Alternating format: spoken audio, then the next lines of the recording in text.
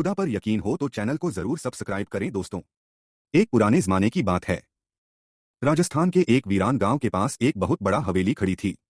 लोग कहते थे कि वह हवेली कभी एक अमीर जमींदार की थी, मगर अब वहां सिर्फ सन्नाटा और अंधेरा रहता था।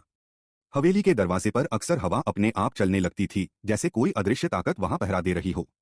गांव वाले उस जगह से दूर रहते थे और रात ढलने के बाद कोई भी वहां कदम रखने की हिम्मत नहीं करता था। गांव में रहमत नाम का एक मजदूर था। उसका ईमान बहुत मजबूत था और वह हमेशा कहता था, खुदा के सिवा कोई ताकत मेरी रूह को छू भी नहीं सकती। एक रात रहमत को अचानक काम से लौटते हुए हवेली के पास से गुजरना पड़ा।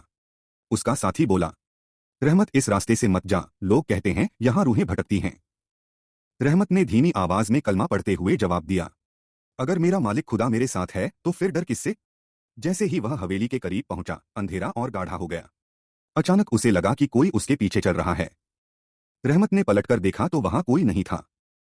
उसके कदम भारी होने लगे, जैसे जमीन उसे रोक रही हो। तभी हवेली के टूटी खिड़कियों से कराहने जैसी आवाज आई, हमसे दूर रहो, यह जगह तुम्हारी नहीं। रहमत के दिल की धड़कन तेज हो गई। उसने बिस्मिल्लाह पढ़ते हुए आगे कदम बढ़ाया।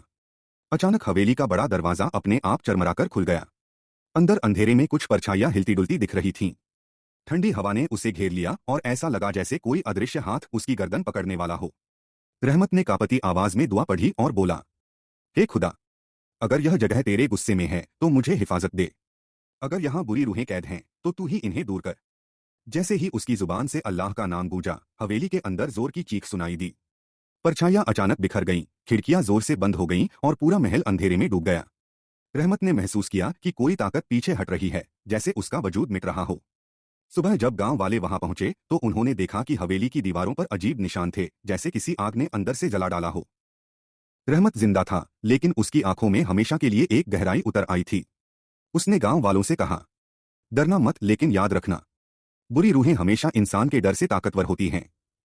अगर दिल में सिर्फ खुदा का नाम हो तो कोई अंधेरा छू भी नहीं सकता। उस दिन के बाद से गांव वाले हवेली से उतना नहीं डरते थे।